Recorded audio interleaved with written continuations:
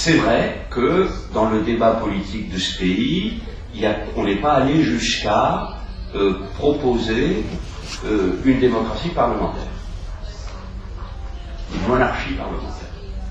Je crois que c'était pas dans l'esprit. Il y a quelques personnes dans la liberté du pays qui l'ont demandé, mais la réalité c'est que c'était pas une demande majoritaire, une demande forte provenant dans la société. Donc on est dans un schéma qui est un schéma particulier, qui n'est pas la monarchie parlementaire, donc où le roi a des prérogatives et des pouvoirs extrêmement importants. Extrêmement importants. Alors ça pose toujours un problème par rapport à la démocratie. Hein, jusqu'où un pouvoir très fort, centralisé, dominant, est compatible avec une démocratie. C'est un vrai problème.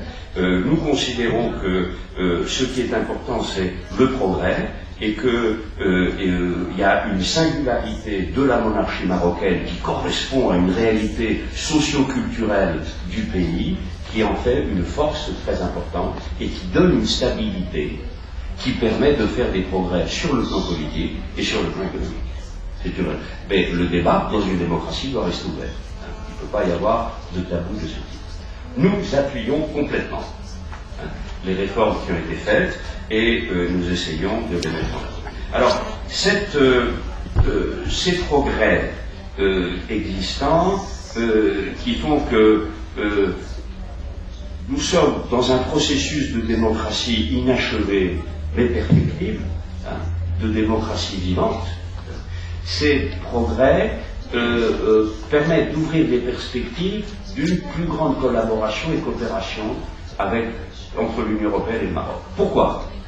Tout simplement, mesdames et messieurs, parce que plus que jamais, nous partageons fondamentalement les mêmes principes et les mêmes valeurs.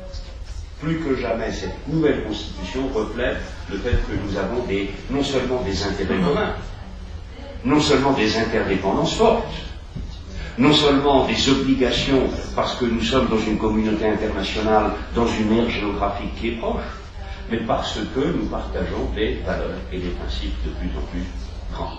Et ça donne une dynamique à la coopération et à l'union qui est incontestable.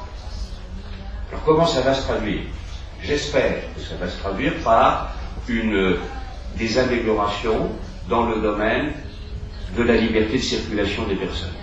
Nous négocions aujourd'hui un nouveau pacte pour la mobilité qui, je l'espère, permettra aux citoyens marocains de pouvoir se déplacer plus facilement en Europe sans avoir toujours ces obligations néfastes de visa ou sinon.